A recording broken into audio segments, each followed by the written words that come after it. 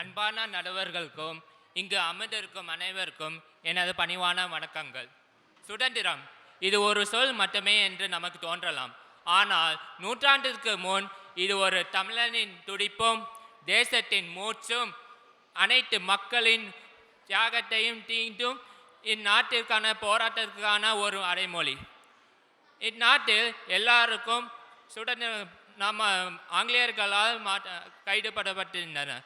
அக்காலத்தில் அந்த தீயை அழிக்க அந்த தீயை தன் நெஞ்சில் ஏற்றியவர் வ.உ. சிதம்பரம் பிள்ளை அவர்கள்.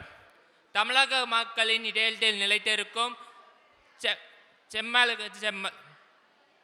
செக்கிழுத்த செம்மல் என்று அழைக்கப்படுகிறோம். பணக்கார குடும்பத்தில் பிறந்தவர் இவர். தன் வாழ்க்கை முழுவதும் ஏழைகளுக்காகவும் மற்றவர்களுக்காகவும் போராட்டத்திற்காகவும் தன் வாழ்க்கையை அர்ப்பணித்தவர். வழக்கறிஞர் பணியாற்றிய காலத்திலும் ஏழைகளை பார்த்தால் மனம் உருகியவர். அவர் ஏழைகள் தன்னுடைய வழக்கில் நீதி கிடைக்கவிட்டால் அவர் தன் மூலம் வந்து உங்களுக்கு நீதி செலுத்த வேண்டும் என்று பணம் வாங்காமலே அவருக்கு நீதியை வாங்கி தந்தவர்.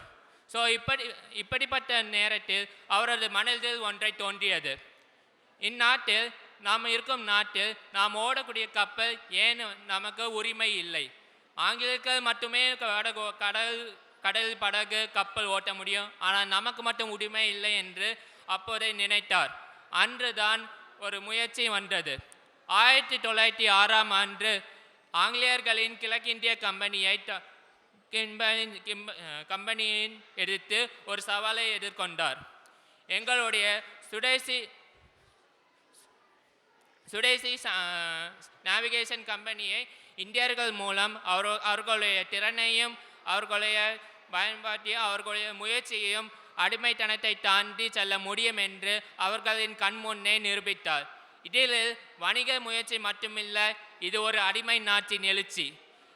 இதை ஆங்கிலேயர்கள் பார்த்து அவர்கள் தூக்கமே நின்று போய்விட்டது. இதனால் வ.உ.சி. அவர்களின் மேல் குற்றங்கள் செலுத்தப்பட்டன, சங்கிலியில் கைதுபட்டன, கல்லில் உடைக்கும் தண்டனையை கொடுத்தனர். ஆனால் வ.உ.சி. மனம் உருகவில்லை. இத்துடன் நான் என்னுடைய உரையை நிறைவு பெறுகிறேன். நன்றி, வணக்கம்.